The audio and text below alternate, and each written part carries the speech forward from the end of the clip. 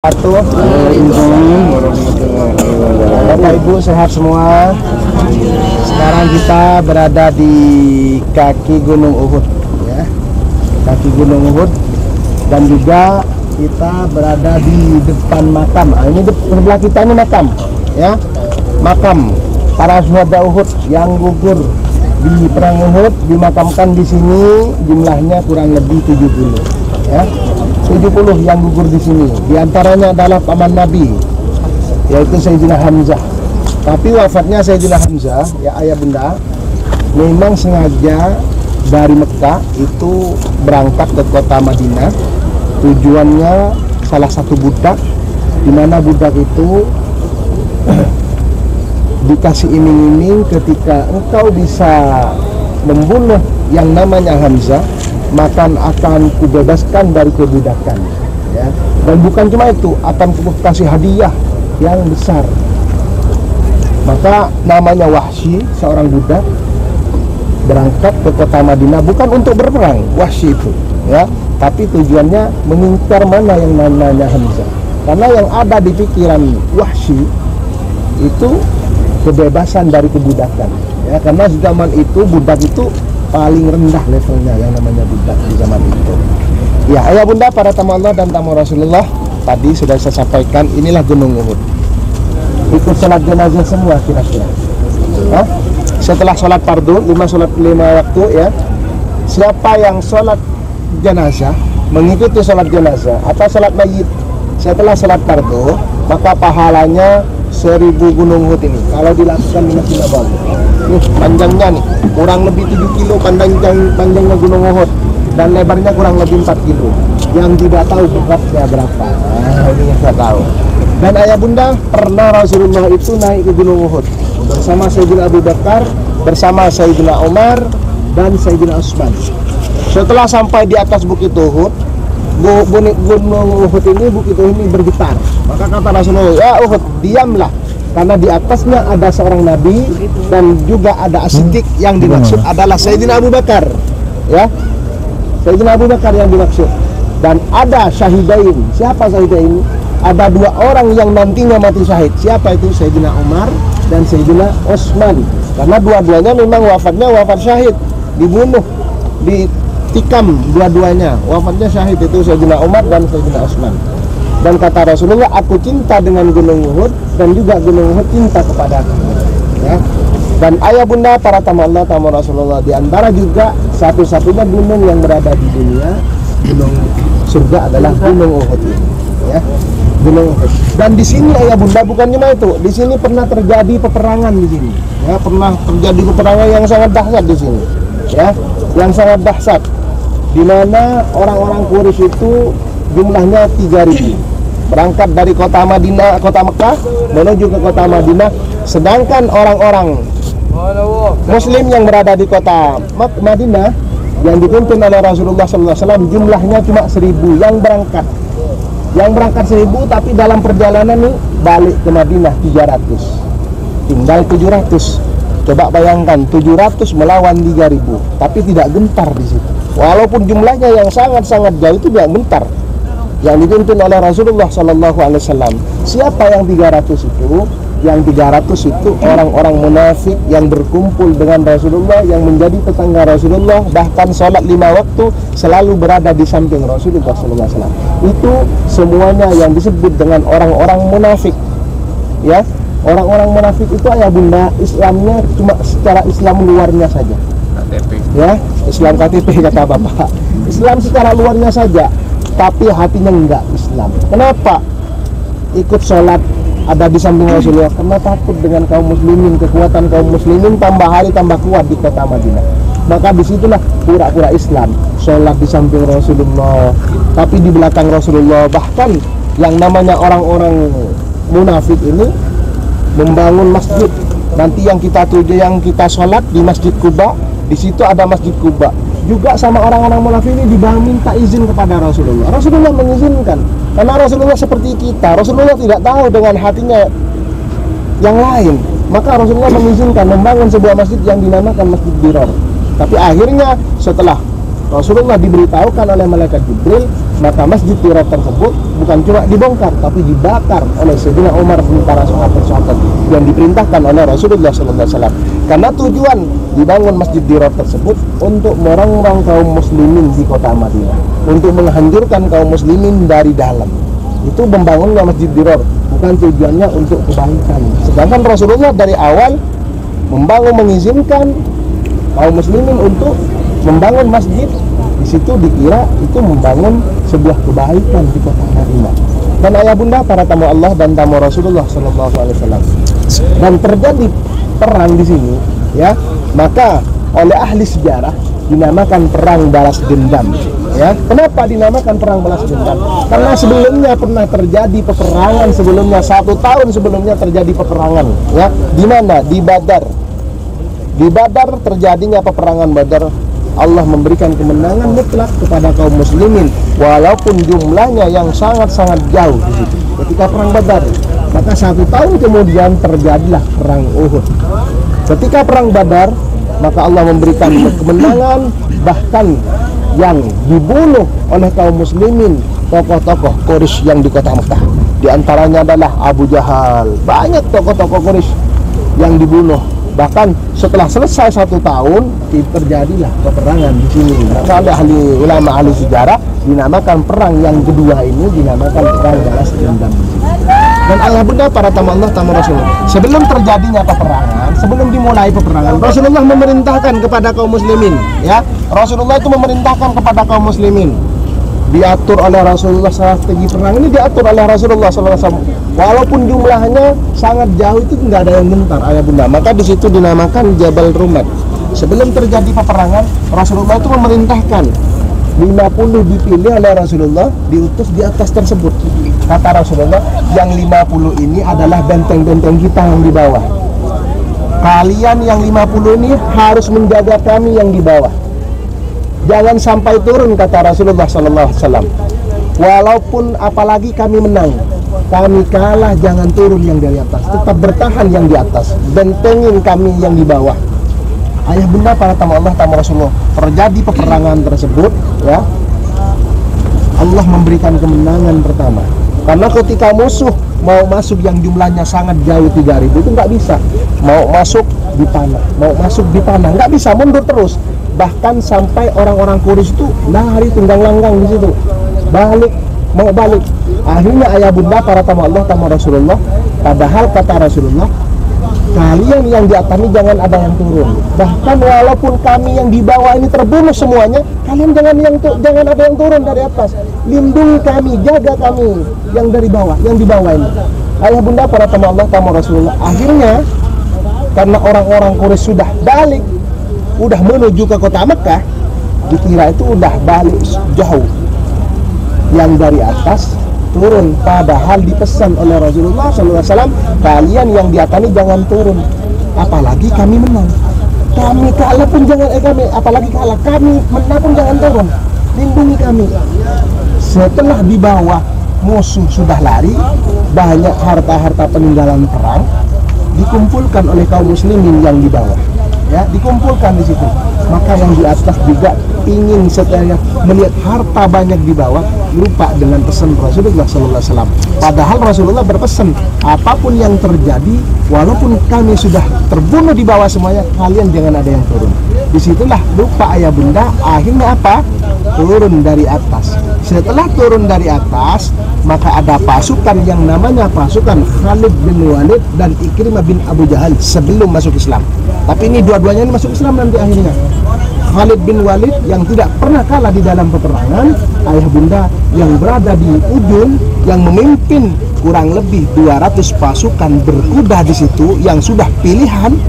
Akhirnya setelah melihat di atas bukit, karena sebelumnya ketika maju diserang, nggak bisa, mundur terus. Akhirnya setelah melihat di atas sudah kurang, sepi, tinggal 10 orang maju mengelilingi dari lewat belakang. Akhirnya yang di atas diserang, dibunuh yang 10 tersebut, sahabat yang 10. Akhirnya kaum muslimin dibekung semuanya. Yang tadi lari itu dipanggil semuanya, dipanggil, diteriakin, datang semuanya kaum muslimin. Disinilah ayah bunda sekalian, mana musuh kaum muslimin kebingungan. Ada yang naik ke Jabal Uhud, ada yang pulang ke kota Madinah karena kebingungan. Mana musuh, mana lawan. Karena sebelumnya udah santai ngumpulin harta, ternyata ada musuh yang dadakan menyerang. Disitulah langsung tidak tahu musuh, tidak mau tahu lawan di situ. Akhirnya ayah bunda sekalian setelah dia terbunuh, di bawah juga dibunuh. Yang terbunuh di sini jumlahnya 70 sahabat yang gugur di perang Uhud tersebut. Ya. Dan semuanya yang 70 ini ahli surga semua. Ya, mudah-mudahan kita semuanya nanti dikumpulkan bersama para sahabat yang 70, dikumpulkan bersama Rasulullah SAW. Ini makamnya di sini. Ya, satu makam ada dua, satu makam di sini. Ini makamnya di sini. Ada yang kelihatan hitam di situ. Disitulah makam paman Nabi di sini.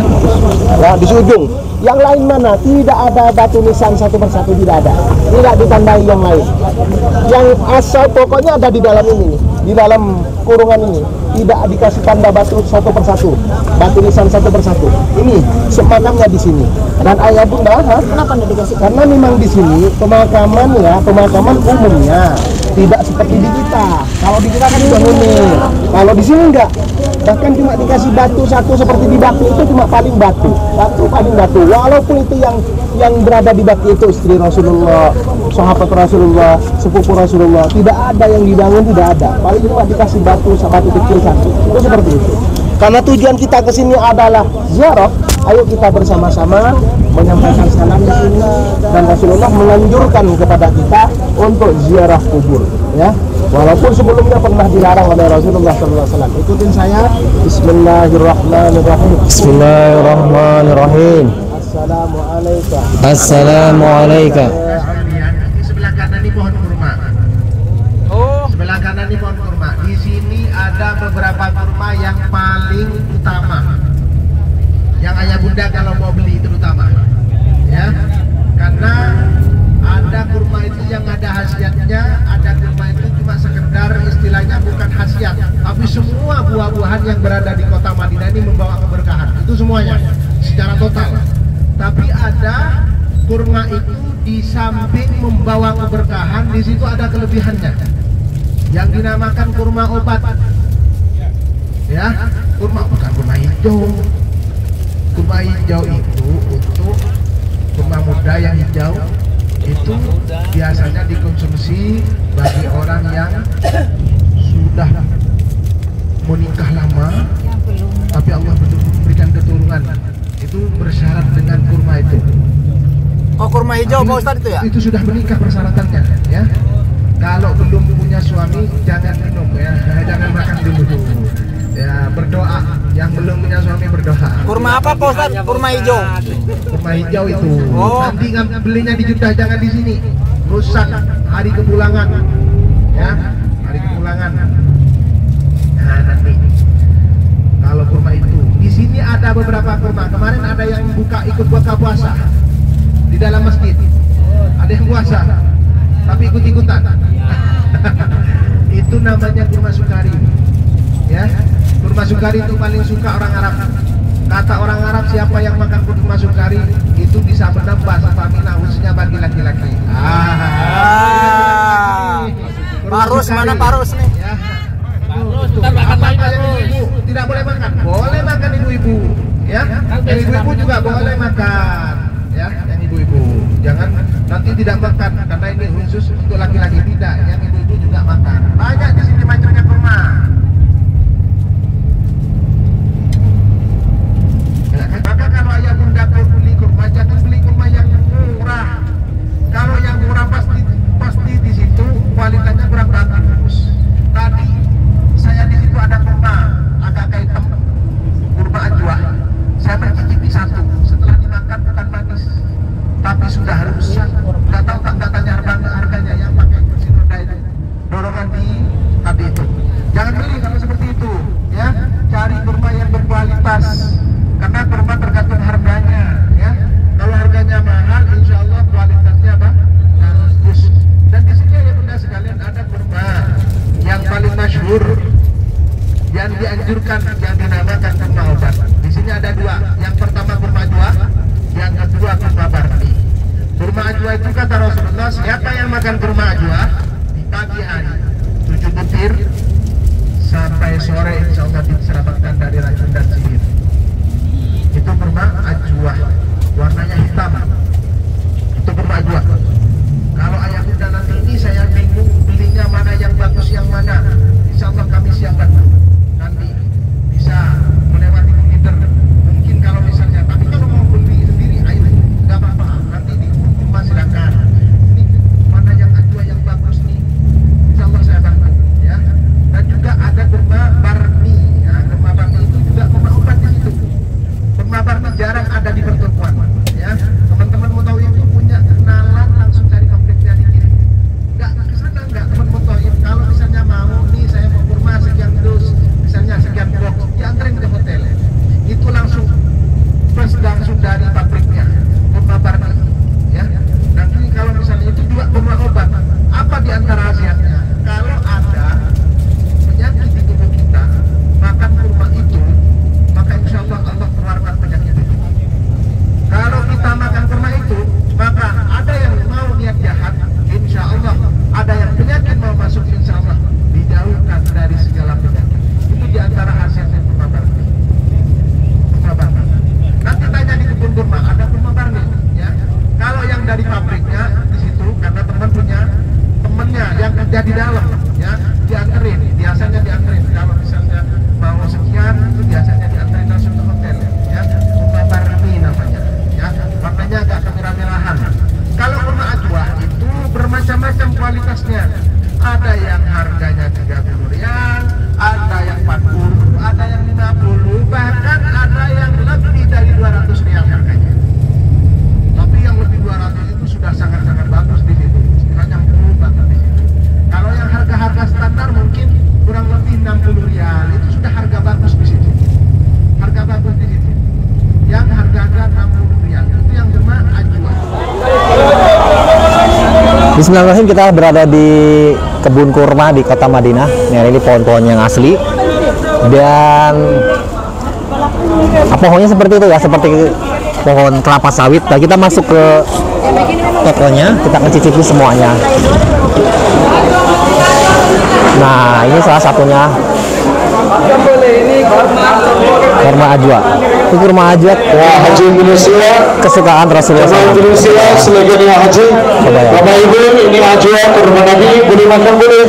Coba boleh Ibu, coba boleh ajwa halal ya haji. Makan halal, coba halal.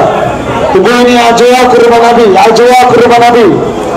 Ibu ini ajwa kurma Nabi, makan boleh ya haji. Coba boleh, coba boleh, coba boleh Ustaz.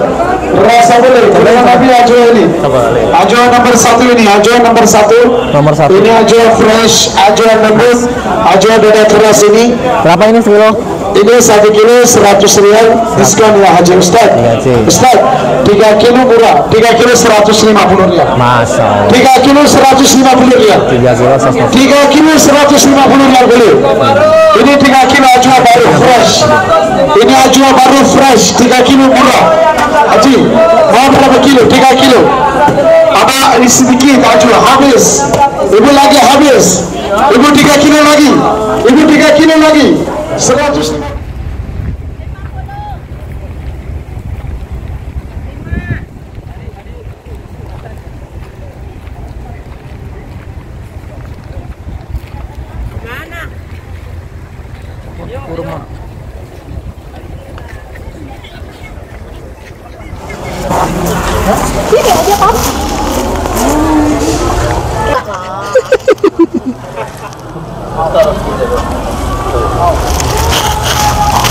Coba ya, 1.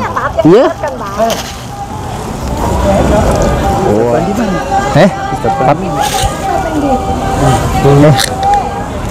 Itu. Mau nanya